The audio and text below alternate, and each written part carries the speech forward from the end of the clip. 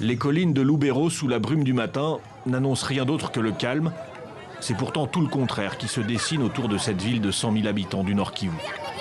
Dans ces rues boueuses, les militaires se pressent et ce n'est pas bon signe. Ces soldats de l'armée congolaise se sont retirés du front.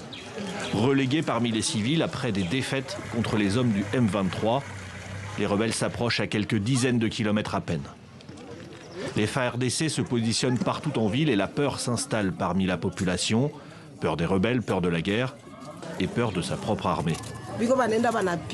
Les pillages nous font énormément souffrir et ceux qui nous pillent sont nos militaires. Nous n'avons rien à dire car d'un côté nous avons peur du M23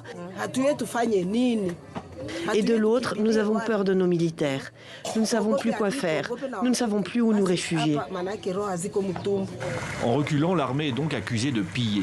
Des soldats laissés à l'abandon par leur chef, comme le pense une partie des habitants, qui voient donc arriver les rebelles du M23 dans les prochains jours. La population vit dans la crainte, la peur au ventre. Vraiment, on ne sait pas comment se comporter parce que j'estime que la plupart des gens ont déjà emballé la valise. Parce que du coup, du moment que ça peut taper et tout le monde s'enfuit. Donc nous sommes dans la peur, ça c'est vrai.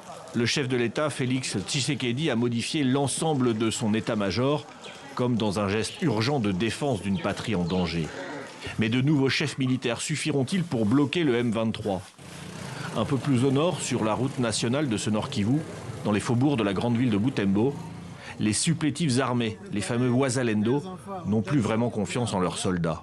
Ils vont prendre les armes, mais la stratégie devient floue. La complicité avérée, on sait, de notre armée qui nous a poussé, nous résistants, de créer des replis stratégiques. Mais je peux vous rassurer que quelle que soit l'avancée de l'ennemi, mais nous allons résister et nous sommes en train de nous préparer pour voir comment barrer la route à l'ennemi.